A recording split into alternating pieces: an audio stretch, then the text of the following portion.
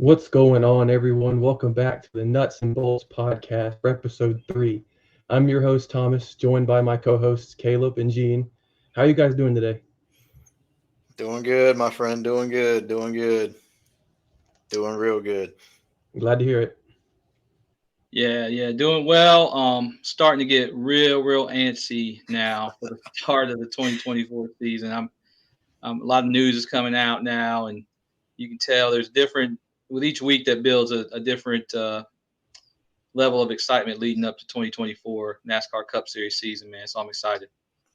Talk about being excited. We are 34 days until the Daytona 500 and 20 days to the Clash coming up. So I'm looking forward to that. And, I wanted to bring up a real cool stat that I think was real interesting that, this year's Daytona is going to be held on February 18th.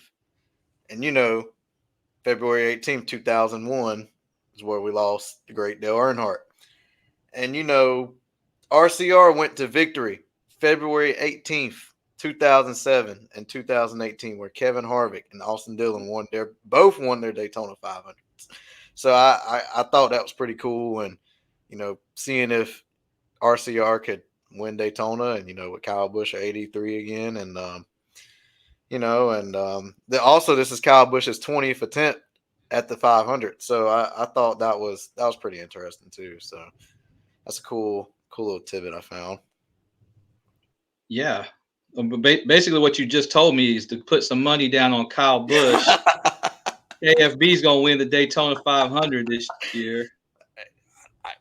I can see it happening. A lot of people have KB winning, and this being the 20th anniversary and his 20th attempt at the 500, I could see it. I could see it happening.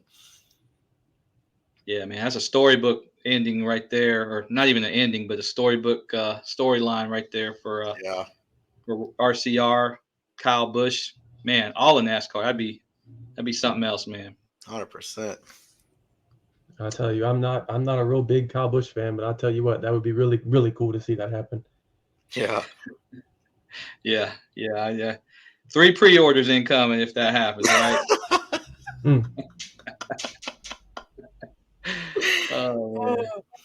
Well, I tell you what, I do want to mention something Kyle Larson related before we get going. I wanted to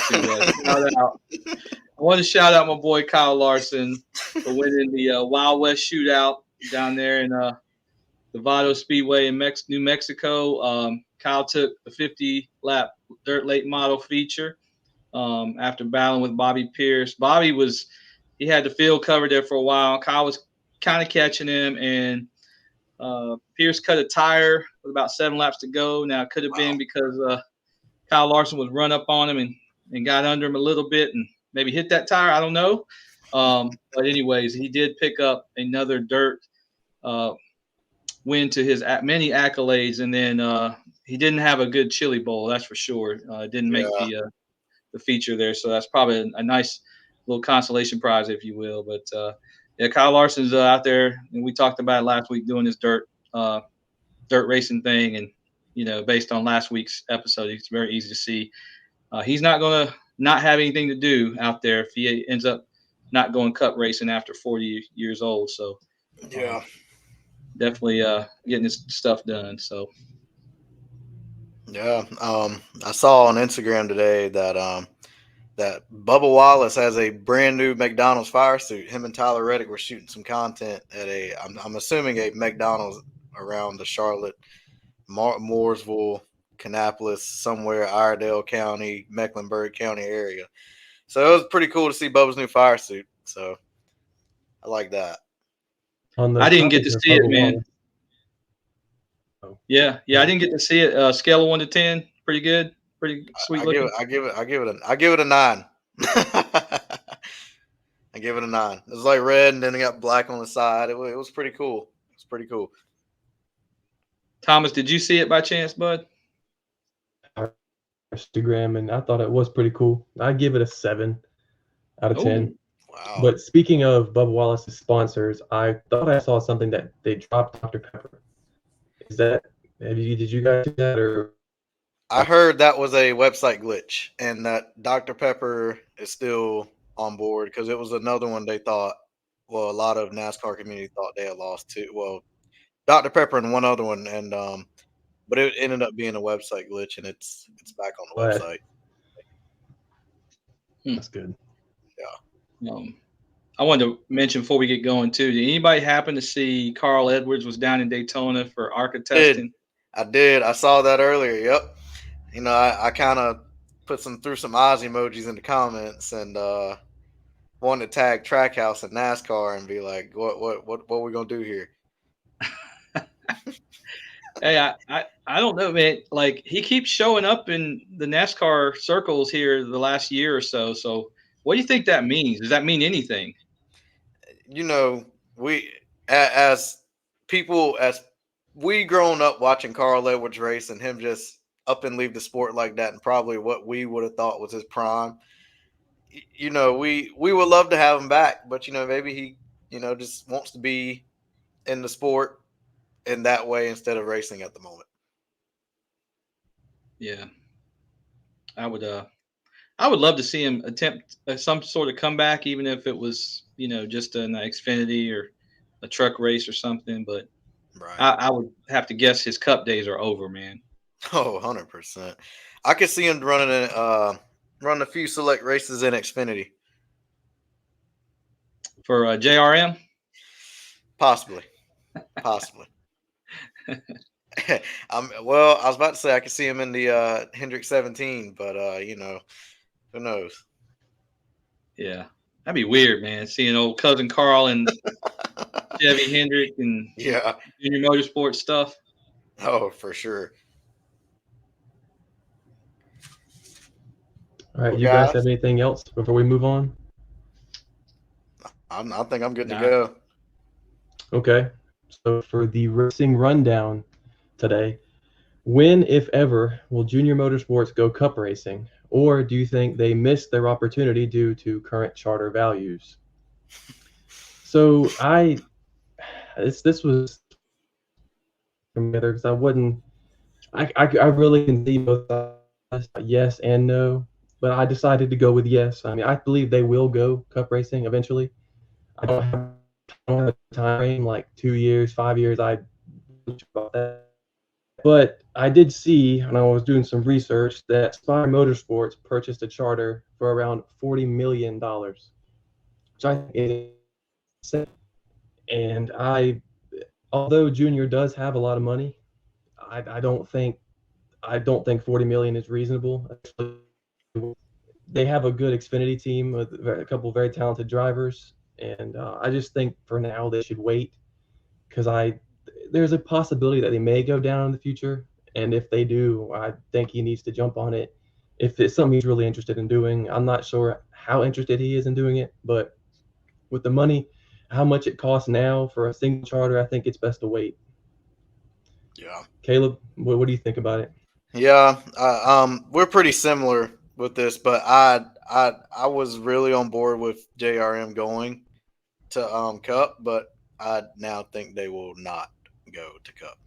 And I say that, with charters being from like 20 million to 40 million a piece, they need someone to fund it. And, Junior, like you said, Junior's not going to come out of his pocket for it. And, Right. regarding, I'm sure they'll be able to get full sponsorship. That was no problem when Junior was running the late model race at Wilkesboro at Sundrop on the hood.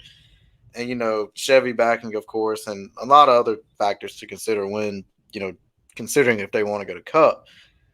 And I also think with quality teams, Chevy teams like Kaleb and, what was then, G and Petty GMS, my question would be is where does Junior Motorsports fit in the mold, and those teams being backed by, wealthy entrepreneurs and whatnot, and isn't Trackhouse with like in affiliation with RCR or something like that? But I would have maybe thought Junior would have bought into Spire a little bit before they done the whole deal with KBM and taking over that. And, move everything to the shop at JRM, and with having, and Steve Letarte, he's already at a executive consultant role at Spire, so I thought that would have been maybe an option on the table. But then again, I could also see a day when old Richard Childress is ready to take a back seat and give 51% and sell it to Junior. So Junior, what you got? That's what I think with JRM. I do not think they'll go Cup now. Yeah, I mean, it's very hard to see now, right? I think No. back when they were even talking about this, I don't even say entertaining it, but I want to say charters were in the 15 to $20 million range, maybe a Right. little less. Um, and if you listen to Dale Jr. download or follow him religiously like we do, I mean, that wasn't even a realistic number for them at the time. I think he and uh, Kelly are going to be fiscally conservative in doing so. But I also think, there was an episode last year where he talked to Chip Ganassi. It was a great episode on Dell Jr. Download if you want to go back and listen. But, even Chip Ganassi, who's out of NASCAR for all intents and purposes, he ended saying, like, the Earnhardt name is it's supposed to be in Cup racing, and he was urging Junior to go ahead and pull the trigger. Now it's easy doing that with somebody else's money, and Chip Ganassi certainly has plenty of money in the bank, but I do see like a pathway where let's be honest, it's going to be a satellite Hendrick team if it happened anyway. So like Right.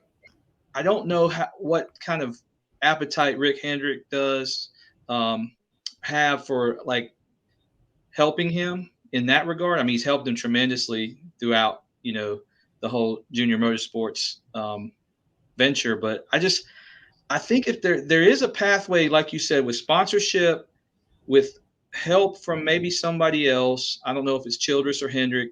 Now, I don't see it being Childress for some reason because I just think, if like say an Austin Dillon takes the helm, they're going to want to be a 2-car operation minimum. I think Yeah. so.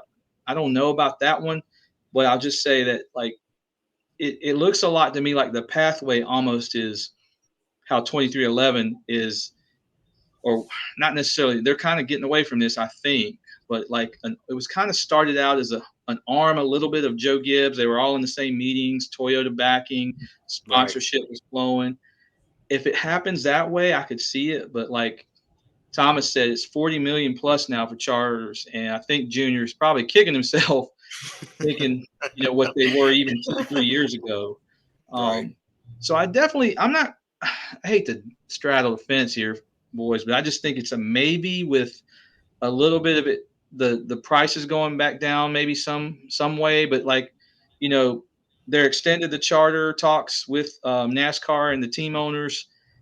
Um, if you look and did some of the research there, it's like the teams are asking for like kind of like 50-50 TV money, but there's a little bit of back and forth on what they're actually getting now. It could be 39%, it could be 30 in the 30s, and NASCAR is offering kind of in the low 40s. But I think they'll get something done there. So I don't know if the charters are going to actually devalue at all. They might even increase, and I just think I was about to say I think they'll increase more than before they go back down yeah. anytime. So I can see the pessimism for sure. I just think the Earnhardt name and what Junior means to this sport. I mean, Junior is, in my opinion, the driving force in anything that is good in NASCAR today.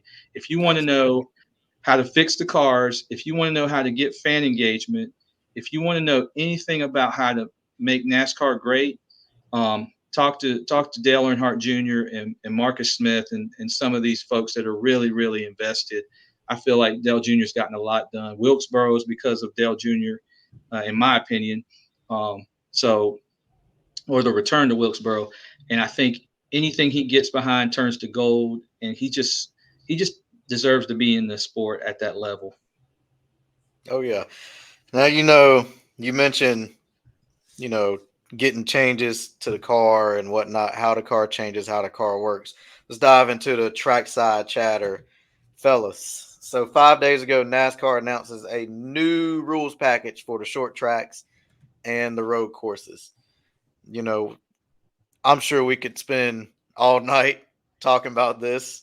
And, I looked into it and, we've all read and we've all been there and seen how the short track package with the next gen has been.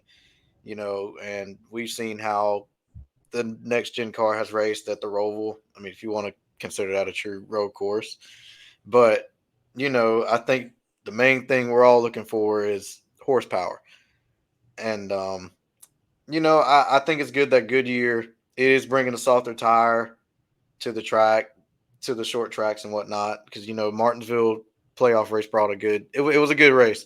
It was probably one of the best we've seen short track races with the next gen car so far. And, the smaller and shorter floor and it can reduce the rear downforce and allows the drivers to slip and slide and and the high spoiler.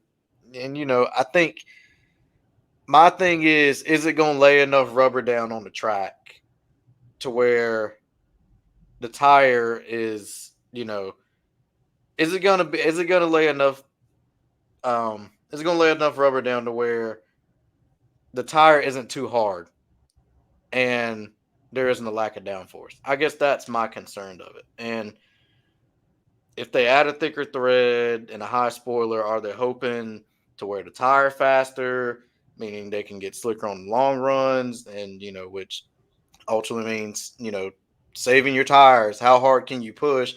How hard can you go through the field? Or and I guess they hope for more chances of passing with that. So that's my take.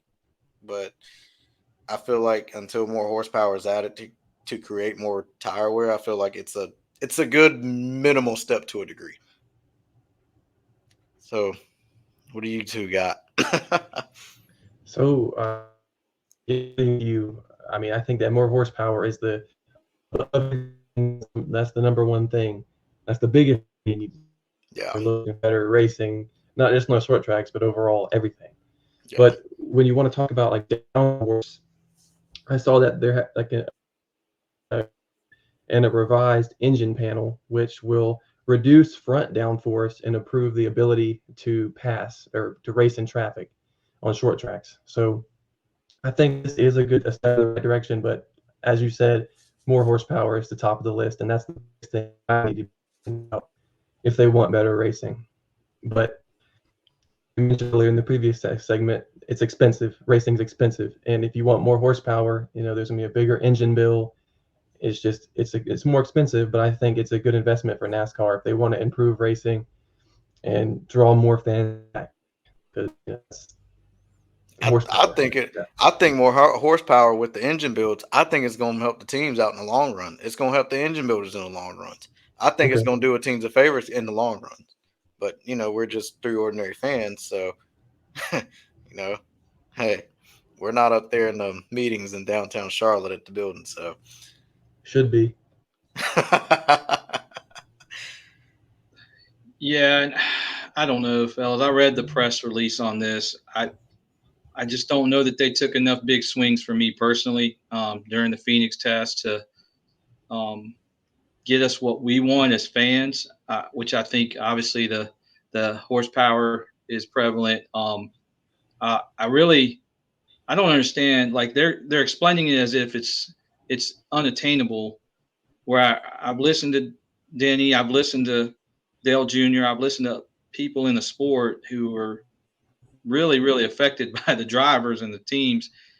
It just seems to me soften the tire, take the diffuser off, add horsepower to eliminate shifting. I mean, there's no way we should be shifting at short tracks, and we're still going to be doing it in 2024. And NASCAR, unfortunately, for whatever reason, they have a reason, I'm sure, but just did not take a big enough swing, in my opinion. Yeah. So I gotta ask you two, and I guess for our listeners and those on YouTube, you guys can put it in the comments also, or send us a tweet about how you guys feel about it. I gotta ask, what is y'all's opinion on NASCAR today and going forward? from this new short track package to the rules changes to the R&D of the cars, all of it. What is the opinion on NASCAR today going forward with this package with short track in the next gen car? I mean, we're gonna watch as super fans, and we're gonna. I mean, I guess the casual fan or just even the passive fan who just turns on a couple of races a year, they're not going to know any better. But I mean, I just think it's doing a disservice to the racing product, which is absolutely your bread and butter. And I think this is just me personally, but I think there is a huge opportunity to strike while the iron's hot. We are on an upward trend in this sport with viewership, with fan interest, with engagement. And I want to say NASCAR is not getting things wrong, and I'm not trying to be down on NASCAR per se. Listen, they do a lot of really, really good listening to fans, trying to get it right, and they're very, very responsive. But I just think it's a missed opportunity if we don't get these things fixed quickly, because we're at a crossroads and a shift in this sport where I feel like we could really take off to the next level with a few minor adjustments. And I mean, I guess to answer your question, Kaleb, I would say if you put me on a scale of 1 to 10, I feel a good 7 with where we're going. As an impatient fan, I guess we just would get there quicker. Thomas, what you got? I couldn't agree more. This is a critical time in the sport, and people like to throw out that NASCAR's dead and that there's better motorsports out there. People love to complain about NASCAR, but if you watch NASCAR and you see the fan base, you can tell we are an upward trend. It is important that we figure out how to fix these cars so that we continue the upward trend and gain the viewership that we need. Yeah, I agree. I definitely think, compared to years past, let's say 2016, 2017, I feel like there's fans at the track. There are people watching. I do think NASCAR is competing with Sunday Night Football at times and kind of up there with that, and sometimes competing with college football on Saturdays. And regarding the cars, I would love to see them put the cars back into the driver's hands, and and have speed differences amongst manufacturers. And sometimes you may think a race is almost predictable when someone wins a race off pit road and they may have an advantage. And we all know NASCAR was built on ingenuity and mechanical wise, everything used to be so mechanical, grip, the long run, the tire fall off, and you can knock the right sides off now and you can lose 2/10. But, other than that, like you say, NASCAR is listening to the fans. They are trying to improve the sport, trying to improve ways for new fans to come into the sport. And I think, it's a good piece with NASCAR and the fans, and trying to connect and trying to better the car and trying to better everything to try to gain more viewership and more fans to come to the track. Yeah. I guess, and am I right in saying that we were all just a little disappointed with the Phoenix test and the progress made? I don't think. Oh yeah. Yeah. Like half the stuff I thought they were going to do. I mean, I don't think they really got out much with playing a little bit around with a lesser diffuser and some tire compound. I don't know that they did too much else outside of that. Yeah, I just think instead of Phoenix, why not take it to Bristol? Why not take it to Martinsville and see how the car and different options do at those tracks instead of the finale? Instead of the finale race. That's what I think. Let's see what you can do at Martinsville. Take out shifting, put a smaller diffuser in, put a different tire on it at this track, at this short track, and let's see how it runs. That's what I would like to see. Yeah, you hit on something, Kaleb. Do you think they just went to Phoenix just to try and prove the championship race and neglecting the meat and potatoes of the schedule. Yes. Yeah, Yes. that's kind of what I thought too. I mean, they conveniently scheduled it directly, or not directly, but a little after the championship Mhm. race this year. So I know there was probably a convenience factor there, but they've had a lot of time back here in the southeast to hit up a Martinsville or a Bristol or even a Wilkesboro. Well, they were repaving Wilkesboro. Let me back up, but that those two tracks in particular where we really, you know, as loyal NASCAR fans, we can't wait for the Bristols and the Martinsvilles and the short track action that made the sport what it is. So Yeah. I think that was a miss in a sense, but again, I'm gonna put some faith in NASCAR that for whatever reason they're what appears to be a little bit of a slow place is with intent and purpose, and there may be something we just have to resign ourselves not to know on that. So yeah, but I'm like you. I kind of almost think they want the finale to be great. I think they got what they want pretty much out of Daytona in the Yeah. way, the super speedways and um, the Atlantas, the Talladegas, and the Daytonas race. And They you know, obviously, I think I kind of noticed this too, but I didn't notice it until recent. And to me, it kind of seems like they want every race to kind of almost be like a Talladega style race. That's something that I've noticed. With the Atlanta, and then with the mile and a halves in a sense. The mile and a halves are doing great. The best mile and a half racing we've seen in a long time. But I've no, in my opinion, that's what I thought. I think they're trying to make it almost kind of like a Talladega style race in a sense, every race where the cars are side by side, neck and neck. But I just think, if all the cars are running the same speed in the middle of the corner, and can't pass, you know, I I don't see how they can. How I don't know. That's just my thought. well, yeah, yeah. And you ask any driver what they need to really separate themselves. I think the number one thing I've heard is throttle response, and Yeah. this package is just not giving them that. It's giving them the pack racing where they're all the same speed. Hmm. It's super hard to pass. Then you throw in the dirty air aspect of it and how that you can be out front and be hard to catch, and somebody gets up to you and can't pass you. Can't pass you. Yeah. Yeah, yeah, that's NASCAR. That's not what we need as fans to keep seeing. And I alluded to it last week. With what I wanted to see out of the All Star race would be just a fender banging finish. That's what made, in my opinion, the sport exciting. Is the Bristols and the bump and runs and the you Yeah. know Because I see it as like you say, someone could come off pit road and they could be back there in 10th, and they could back then, with they could just drive through the field because the car was so mechanically based. But if you come off pit road and you're 10th, you're pretty much either going to drop back or you're going to remain probably gain of 2 spots, maybe depending on how your car is or how your car is handling. So I mean, it like you say, it varies, and we that's all we want to see is fender banging and side by side, photo finishes and whatnot. So you know it's gonna take time, and that's what NASCAR is doing, is giving it time, I reckon. yeah, yeah. Thomas, you got anything else on that?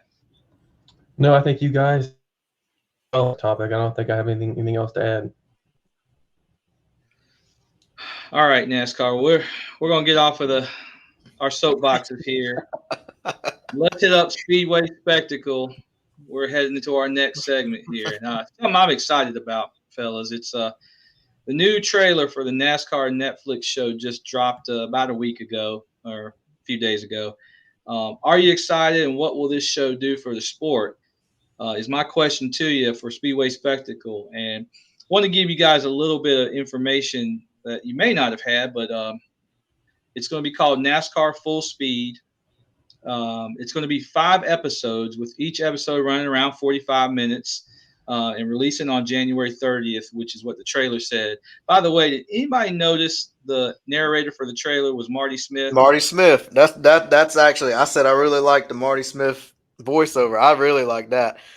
You know, he put in there, he was like, "You got to be badass" or something like that, and I was like, I thought that was badass to have him in there. Yeah, I love me some Marty Smith. I know he's done a lot more for or for ESPN than just NASCAR, with particularly college football. But his voice and his demeanor and everything about Marty Smith just lends to a NASCAR fan.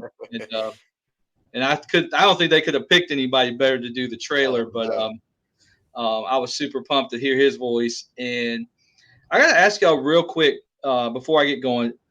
The previous venture for the 2022 season was on the USA Network. It was called Race for the Championship.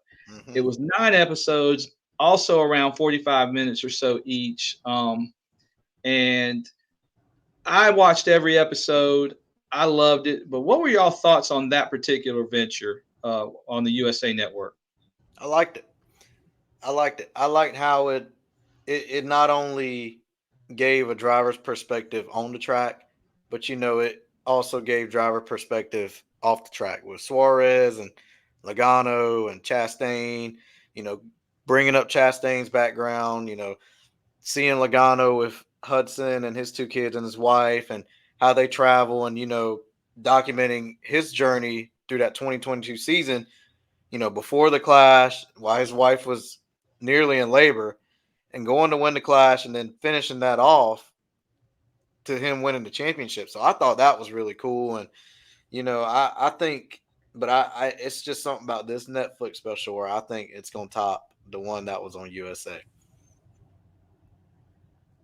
Yeah. I think this one, I think the trailer made these drivers look like gladiators, and I think that's what it's going to be. Yeah, for sure. Thomas, what you got on it? I have to say, agree with Kaleb about the driver backgrounds and the family backgrounds. That to me was the most interesting part, because it's not something you see all the time. You see a little bit of it on social media, but overall you don't see it that in depth. And I do believe was the most interesting part to me. But this new Netflix trailer, it was cool. So I'm thinking that this might be better.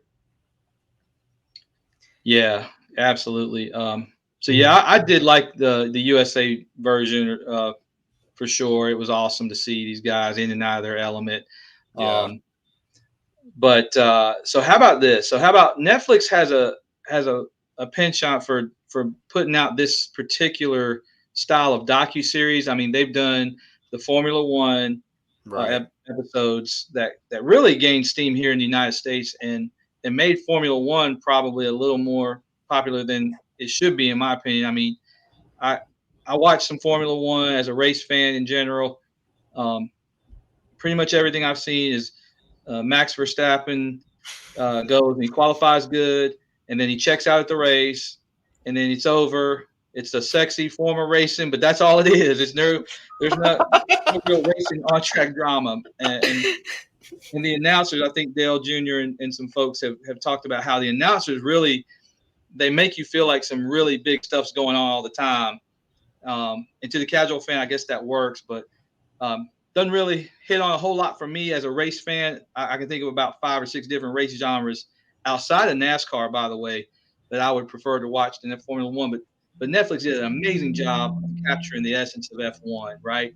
And Absolutely. Then you've got the PGA Tour did one called Full Swing. Right. I don't know if you checked that one out, but another banger as far as taking a peek into the lives of the PGA Tour players. So Netflix has the mojo for this style of sports docuseries. And I think here's a couple other things. Shout out to my cousin Jason in California who works for Netflix, because I was talking to him about this. But did you guys know that Dale Earnhardt Jr. is an executive producer? Did you guys know that? I found that out today, actually. Yes. I actually have that written here alongside with Marty Smith's. I said it was cool to have Marty Smith's and that Junior is the executive producer of it. So I know it's gonna be raw. I did not know that he was an executive producer. That just makes it a lot better for me now. Well, yeah, and like, listen, I just alluded to it earlier in the show, but like, whatever he does and whatever he thinks about NASCAR, I'm just going to tell you, I take it for gospel. If Dale Earnhardt Jr. said we need to put airplane wings on the sides of each car, then doggone it, that's what I think we should do, because everything he says tends to be the right decision for the sport. So very pumped to hear he's the executive producer. And I feel like that alone is going to resonate with fans, but it's also going to give the casual fan a real insider view point, and he's going to be able to hit on what we need to show to showcase our sport. The other thing, I have a full cast of drivers here that I don't know. It's probably out there, but just want to run these down for y'all. And bear in mind that this show is going to chronicle the 2023 season, which we just wrapped. So it's going to be Ryan Blaney, William Byron, Ross Chastain, Denny Hamlin, Bubba Wallace, my man Kyle Larson. Sorry, Tom, I had to put that in there. Christopher Bell. So you have all the Championship 4 drivers I've already mentioned. Right. Joey Logano and Tyler Reddick. So those are the drivers that are going to be showcased. And I tell you, boys, that's a heck of a cast to go and get full access to. And so what are your thoughts on those drivers I just named? They're all young, besides Denny. They're all young. And I think with how the playoffs went, I think it's literally the perfect mold for drivers you want to follow. You have the Cup champion, you have the Championship 4 drivers, you have 2 drivers that win at a late race in the round of 8 of playoffs. You have someone who was destined that everybody thought was going to win the championship, and then it just came tumbling down. So I think it'll be a really good. Other than actions detrimental, other than what we see on Hendrick's social media, Kyle Larson's social media, I think it's a good perspective, and I think it is also did mentally throughout the playoffs, because that's been a big topic. That was a big topic. Though he didn't win a race this season, and pushed through the season. Yeah, I think like as you said, I think a lot of people, if we were going to pick a group of drivers to follow, I mean, and you polled the majority of NASCAR fans, that'd probably be the tops of everyone's list. So I'm super excited to see that. Did y'all watch Actions Detrimental a little bit, or I'm sorry, either watch or listen later on in the 2023 season, where Denny was kind of talking about the access that he gave them was pretty much all access, and he said, I'll tell you when enough's enough, and he never got to that point. So like that got me really excited to see what that really means to him.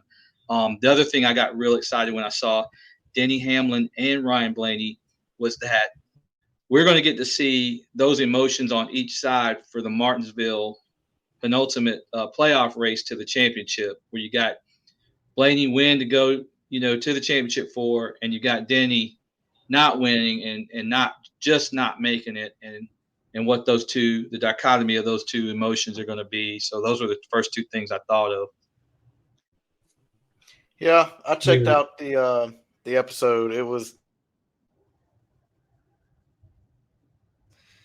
like you say, Denny being Denny, as I see, and definitely like with Junior also. So I'm curious to see how he'll be once this documentary comes on. And he was like, the cameras can follow me. Like, no, you can't do this. I'm curious to see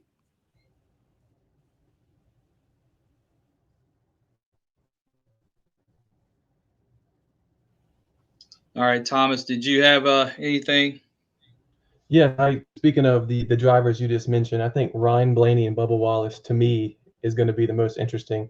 Um, towards the end of the regular season, the beginning of the playoffs, just the raw emotions from Bubba Wallace.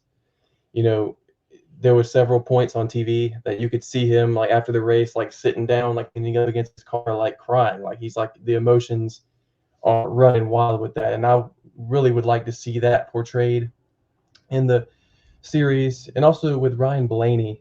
I mean, him, winning that race at Martinsville. I think the race at Martinsville, since I was there, I would love to see that covered and him winning his way into Phoenix. I think that would be very interesting to see both of them.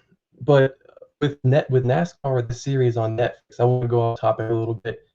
I know there was some TV deals recently, but do you guys think it would be a possibility that NASCAR, like in total, would move behind a paywall, say Netflix or whatever it could be? Do you think it's possible for NASCAR to move entirely behind something like that? And if they were to do that, how would you guys feel? And how do you think the overall fan reaction would be? Considering how people reacted when this TV deal was brought up, I could see NASCAR doing it. I mean, you kind of see it now with the select races that's going to stream on Peacock, and I kind of feel like now in today's age, literally almost everyone has Netflix in some form or way or fashion. Um, I, people are going to complain about it, but at the end of the day, they're going to find some way to watch. So even if they pay for the subscription and delete it later and cancel it later, so I mean, somewhere down the line, maybe, but in terms of that, no, I don't. With this new TV deal, I don't see it happening. No, anytime soon, at least.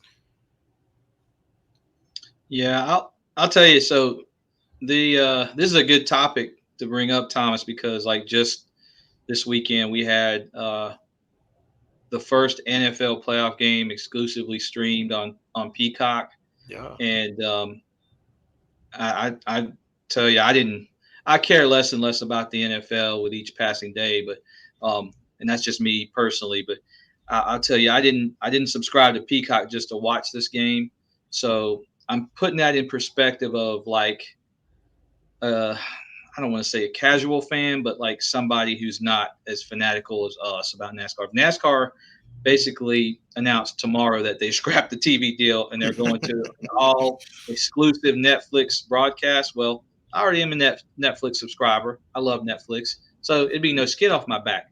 If they said it was Peacock, then guess what? I'm doing a subscription, my ninth streaming subscription to Peacock. Um, but if it's not NASCAR, for me personally, and if it's like the NFL, the NBA, heck, even baseball, which I love, I would tell you I'm probably not getting a streaming service subscription that I don't have just to watch those sports. So that's what concerns me about that model and what where it's going and what networks are trying to do is to try and I want NASCAR to have the broadest audience it can for the exposure of the sport, to gain new fans, to get out of this thing that where we're stuck with the demographic being more like me, old people, so to speak, versus the demographic needing to be more like you guys. So I just want it in as many households as possible, and I don't think the streaming option at this current juncture gives us that model in which we seek. Um, Now, the NFL game, if you ask them and you ask Peacock, they're going to tell you it's the most streamed broadcast ever at over 23 million, which sounds great.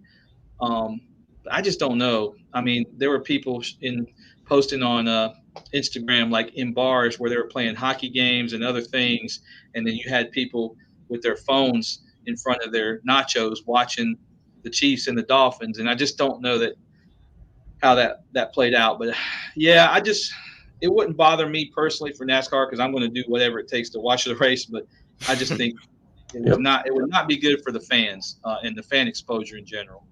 now Yeah, I'm, very I'm well said. now I'm gonna add to what you had said.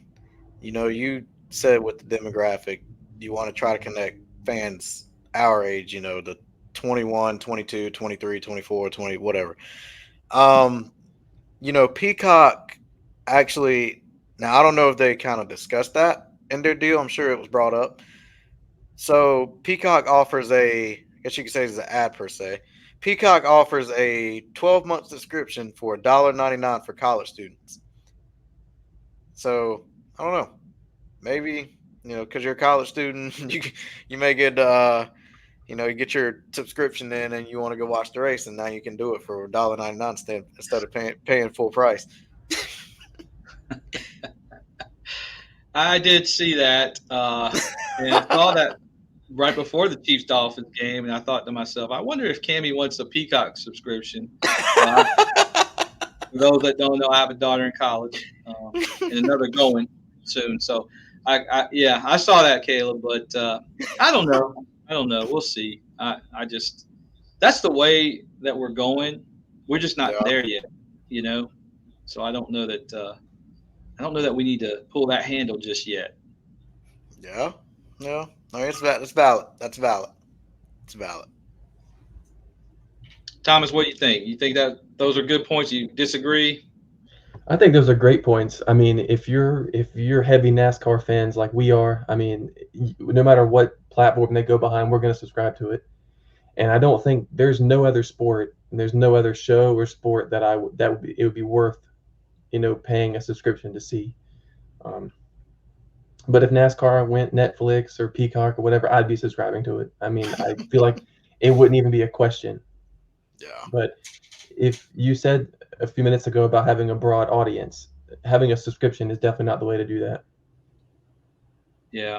And that's what scares me the most. We'll all tune in. By the way, my generation's going to tune in no matter what, I think. But it's y'all's generation, I think, that we need to keep engaged as best we can to grab those folks moving forward. And yeah, perfect way to end that. But I'm super excited. January 30th, I'll probably binge watch this whole thing. And Absolutely. I can't wait, man. Kudos to Netflix for jumping on the NASCAR train like this. Kudos to Dale Jr. And super excited about this next Netflix series, man. NASCAR Full Speeds. Yeah, I almost wanted to say Race for the Championship, but it's NASCAR Full Speed on Netflix January 30th. Oh, yeah.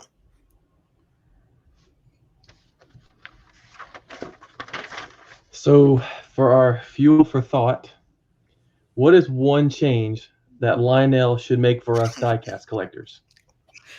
And trying to make this one change was quite hard because I feel like there's plenty of room for improvement. So I'm not just gonna say one because I don't feel that's right. No. So I would like to see better quality control. Okay, especially for the prices they want to charge. Okay, if they want to charge 85 for a standard race win, they need to up the quality. We need to see like the Gen 4 era quality where it's like metal, it's heavy. You can feel its quality when you're holding it. I just think like present day ARCs, like you hold it in the package, it feels fine, but when you unscrew it off that base, it feels like a grocery store quality diecast that you would have got at Target back in 2007. Like to me, it just the winner circles. The winner circle. It just doesn't feel as good as they used to. Even like the Gen 5 or Gen 6 diecasts feel better than what we have today. But I just think quality control needs to go up if they want to charge what they're charging. But if they don't want to fix quality and they don't want to do anything about it, they need to lower the prices. But I think, for the three of us, I think we're going to buy them anyway. So we can say this. But when that new Kyle Larson or Chase Elliott or whatever driver, when those pre-orders drop, we're gonna buy them. So it is what it is. But I think we speak for a lot of people on that point. Thomas, I'm with you on it. I put quality also. Prices are going up and quality's going down. Like you say, you have ARC Platinums and they feel like elites. And now you have standard ARCs and they just, they're light as a feather. And, the quality with them, I've seen some people post on some on a few social media accounts that they got Lionel'd, meaning their pre-order diecast or their package from Lionel came in and and something was wrong with it. Whether the hood was popped off, the wing popped off, anything, paint chipped on the hood, and Mhm. I think time also.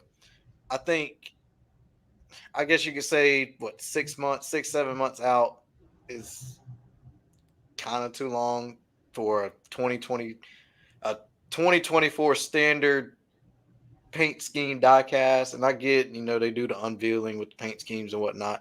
But I think as as diecast collectors and as fans of certain teams and certain drivers, when the 2024 season is approaching us, we want to go ahead and have the diecast Yeah. before the season even starts. So even I just think with technology and the software that they use, I don't see why we can't get something a little sooner. But Yeah, I agree to that point because, like, now just for an example, the Martin Truex Dover win was just released recently, and I forgot about that race. It's getting to the point where the diecasts are releasing, and I already forgot about the race. Like, oh yeah, he did win that race, or oh yeah, that race did happen. Like, by the time the diecasts come out, I've already forgot the race. What happened. It's like it's too long. yeah, and that's why I say it's too long for the quality that's being produced. Exactly right. That's what I think. And Yeah. no, you go ahead. You go ahead. No, listen, I kind of, I think we're all tracking where I put quality down as soon as I saw this topic, but I did go in a few different directions thinking y'all would more than cover the quality control issues. So I do have a couple of different ones, but I think now that I think about it, mine pales in comparison to the impassioned speech you two just gave on the quality that needs to happen. Um, I remember like 2019 standard ARCs were like $57 or $58, and Yes. what are they now in 2023? I think it's just 3 or 4 years. Are we at like 80? $75, and if it's a race win, it's 85. 85, yeah. So 85 and then 75 are just a standard paint scheme. I mean, that's almost a good gracious. It's not quite a 25% increase, but it's yeah, I don't know. It's pretty bad. So yeah, all right. So listen, bear with me a minute because this is just going to be my own personal thing, I guess. But so I want them to take the DIN numbers out of the back window and put them on the What? bottom of the car. Yeah, yeah, What? yeah. Some of the race wins where there's confetti all over the back window, they'll put the DIN number on the bottom of the car.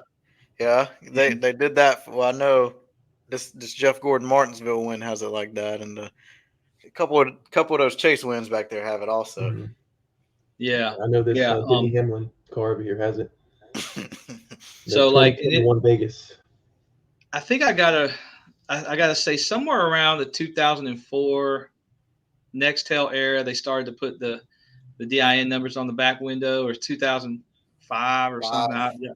Yeah, I think it was 2005 maybe. But anyway, I just missed those old days of not having that on there, and that's just an old curmudgeon thing for me to say. But I went very superficial. I do have two more, which I know we were only supposed to put one down. But I still got one more. I ain't even went over, but you continue on. yeah, let's get them all. We might as well just get it all out here in the open, fellas. So Yep. I'm going to say, and Thomas hit on this last week, but the commitment to producing all race wins in 124 and 164, I just think that's a no-brainer thing to do for the Cup Series. There's no reason why, if you want to just collect 124 race wins or 164, you shouldn't be able to do that. I think that would be something that somebody should make a decision on there. And then my last one was, they've got this system, or they've had it before. It's probably not even supported much, but the Lionel Garage and the DIN registrations, and I mean, if there was a hub on their website that really covered everything from posting auctions and making a real community for diecast collectors and having those events where we could show up to at racetracks. I just think something like that might be, and maybe I'm just overselling the diecast collecting hobby, but I just thought maybe some kind of better website registration system, collectors links. I don't know. I just think there's a lot more of us out there than you think about, and I would like to be able to connect with those folks a little better, and then trade and put stuff up for sale.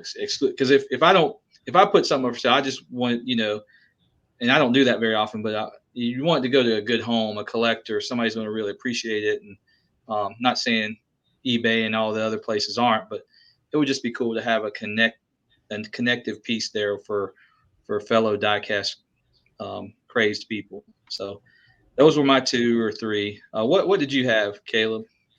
DMP cars that do not get produced, and I'm basing that scheme wise. It's a lot of great schemes out here that did not get produced and that aren't going to get produced. And I think I just want to know, like, what are the metrics? Like, how are they figuring out other than doesn't meet the reserve? Because I'm sure if they make a car and it looks really good, it's gonna sell, and I think they should know that.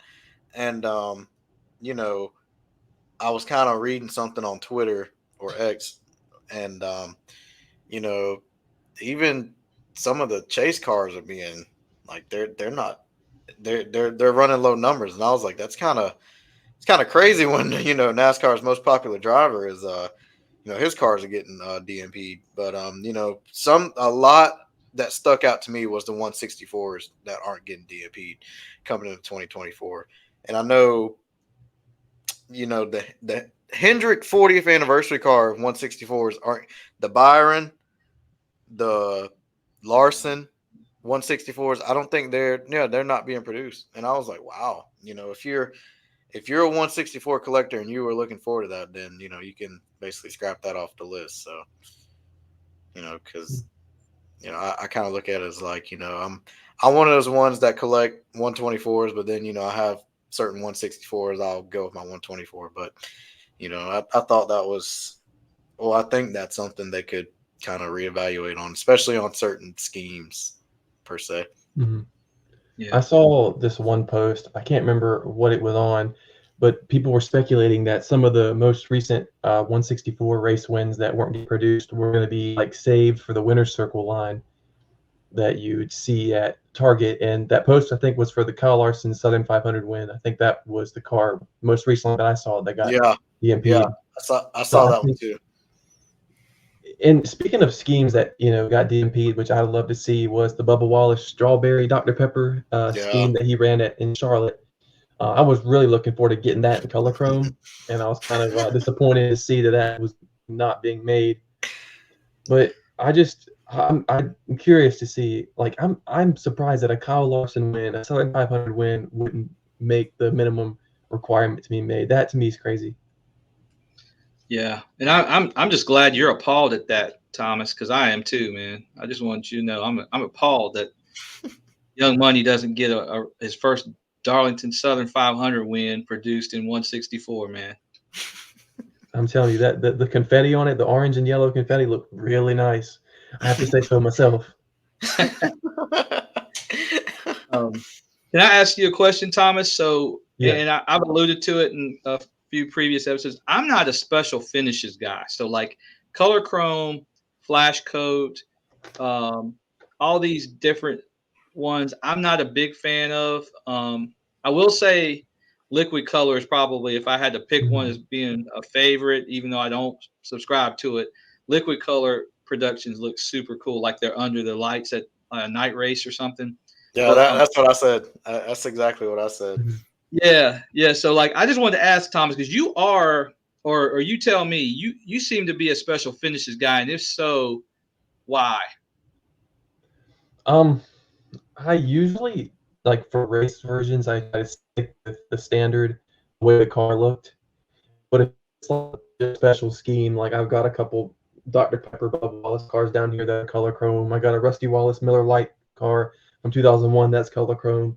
If it's just like a standard finish from that year and not a race version, and it's a color I like, I'll go with the color chromes. But I don't have to have everything in color chrome. It's really just if I usually like wait to see like after it comes to see if I like it in a color chrome. It just looks really good sitting in the case. The light hits it at a certain point.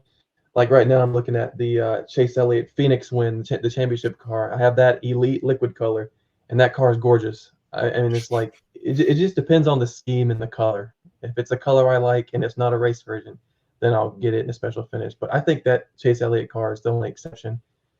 I think no, I have a Dale Jr. Pocono Win Raw, which I'm not a huge fan of, but usually I stick standards for race win. But if it's a special scheme I like, I'll get a color chrome or liquid or whatever. Yeah, and that's a good way to explain it. I mean, they are some, even though I don't collect them as much, or if it's something, the only one I can remember that I bought very intentionally, some of the champion cars, like Gordon's 2001 champion car was a liquid color from, I think, Revell.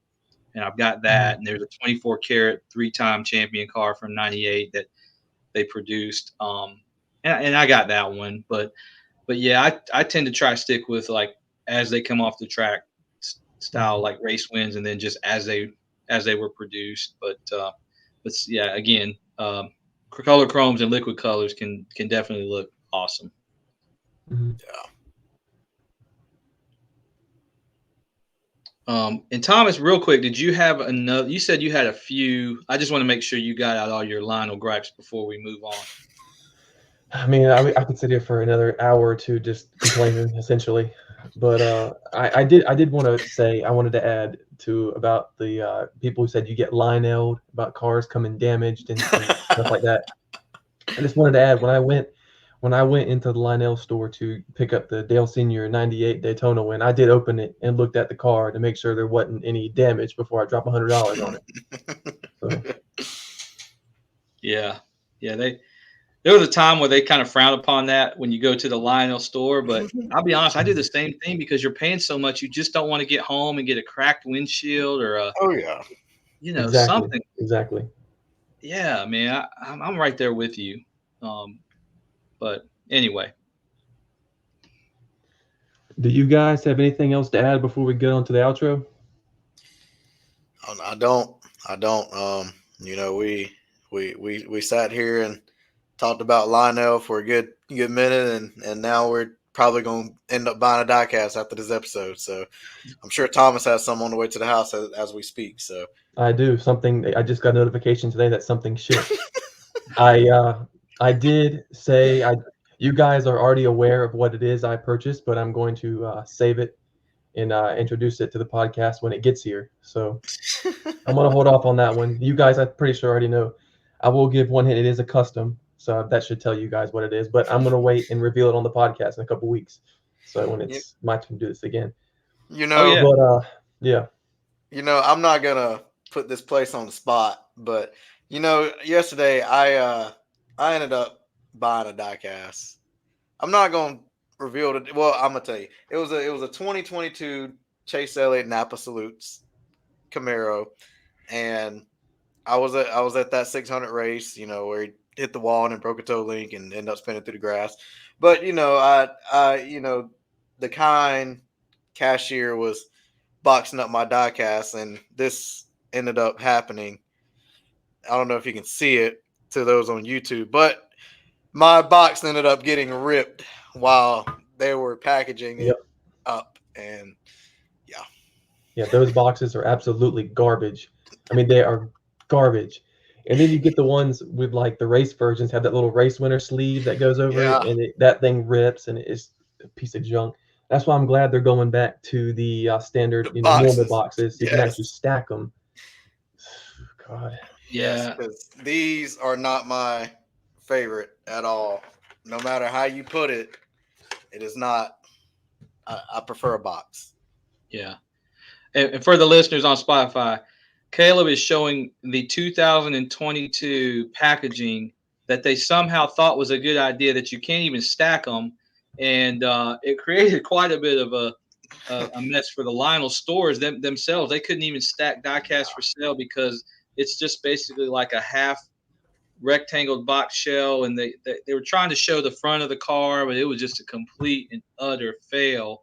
And I'm sure they saved about 3 cents on the package whenever they were doing that or whatever. But they're totally, thank God they went back from in 2023 to the square, rectangular boxes. But I will say this: as long as I get the correct box with a used diecast purchase, I'm not as concerned about. Now I don't want them ripped up, which that would have hurt my heart to see that, Kaleb. Oh yeah, I wanted to ask for $10 off right then. Yeah, but I if I'm ordering a diecast that was made 15, 20 years ago, I'm not as concerned about the box. I'm more concerned about the car. But in a perfect world, you do want everything as nice as possible when you're getting it shipped to you. So, yeah. All right, guys. So last week you saw the Kyle Larson car, and this week I do have something to show. This is a car that is pretty special. It's gone up in price considerably, even though they've made a bunch of them. I'm pretty sure you guys already have it. Well, we don't have the Elite, Thomas. I'm sure that's an Elite. Okay, all right. I know we just got done talking crap about the boxes. So. Oh man. The Elite Kansas win. So open this up.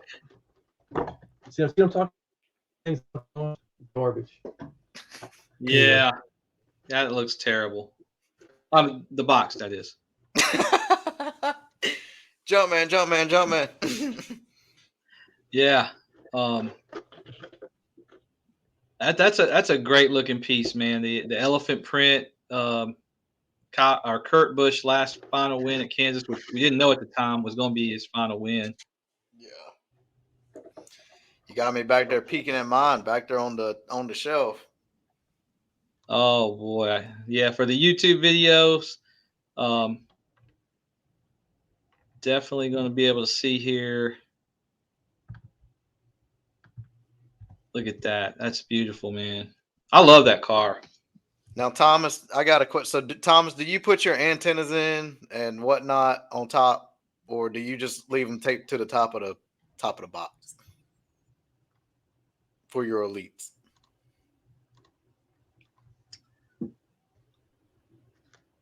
Oh man, I think Thomas has a mic issue currently. So yeah, I'm reading his mind and telling you he puts antennas on.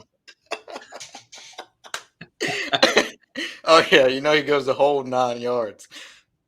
Yeah. I mean, I have 3 Elites myself, and I did put the antennas on, which are kind of a little. I don't know. I wish they clipped in a little bit better. Now, I think for this one Gordon Elite, it's got this 2013 Gordon Martinsville has an antenna. I did not put them in my Chase, and I did not put my Chase Elites. I did not put the antennas in there because I was worried they would flick off and fly across the room, then I'll never see it again. Yeah. Can you guys hear me now? Yeah, Thomas, you're back. I don't know what happened. My AirPods disconnected, but anyway, I was trying to show was the Kansas. It's a really nice diecast. I have to say, it looks a lot better in person than it does online. Yeah, and I got this for a really good price. With it being an Elite too, so it's a very, very nice car.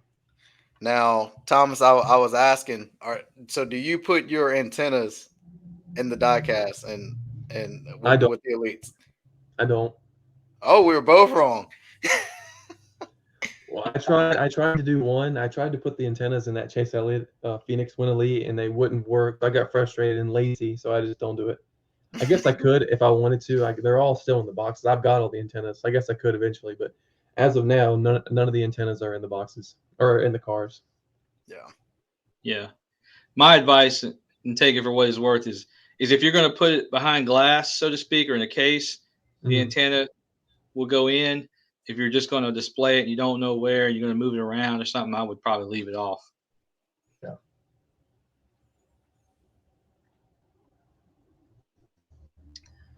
All right. Well, that's had some healthy diecast discussion this week.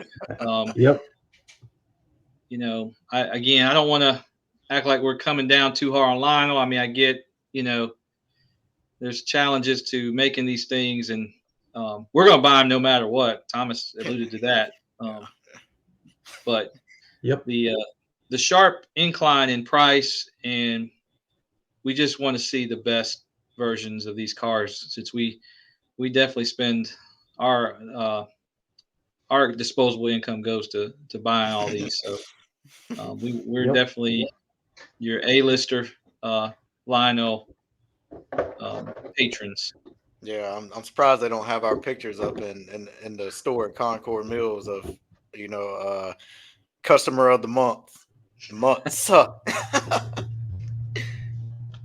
Real quick, like, and maybe don't tell your significant others and your family members, like, how many on average diecast do you think you buy a week?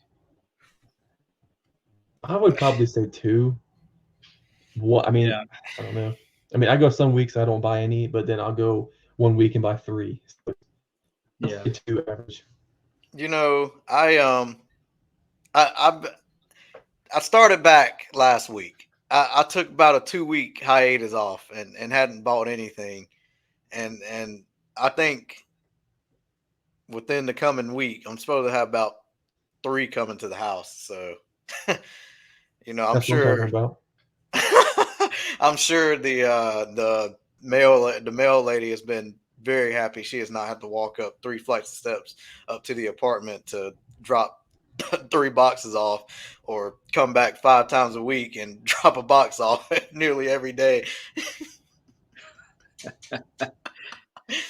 Yeah, I'll say for me 2 is probably a good average, but I'm probably slowing down. There's not a whole lot of older diecast that I'm looking for.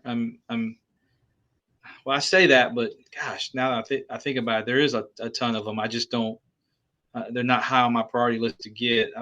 I've pretty much gone through every collection I can think of and completed all those things, and I don't have but maybe 1 or 2 more to get, and then it'll just be the line of pre-orders that come out that I like to get. So hopefully in 2024 it'll slow down for me, but I'm gonna lie to you, 2023 it might be over a 2 per week average for 2023. That's a 104 diecast. I probably bought 104 plus diecast in 2023. Yeah, my eBay watch list has I think it has currently 2 diecast in there right now, but that's about it. I probably got about 6 on my watch list. Now I'll watch the heck out of it. I just don't have no intention of buying. Like, if I see one that's like ridiculously priced, like a Harvick Championship, I'll just watch it just to see if it sells. I'm curious about that stuff, but there's quite a few that I have absolutely no interest in buying. I'm just out of pure curiosity. Yeah. I'm like you. I watch the heck out of some diecast on my watch list, but I don't buy probably 20% of them, if that. All right, fellas. Another one in the books.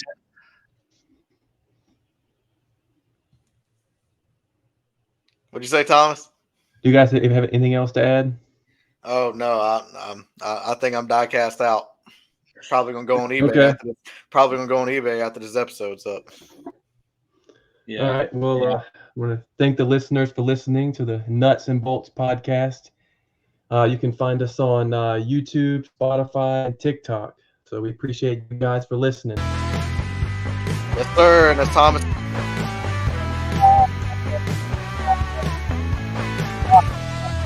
Nuts and Bolts Podcast.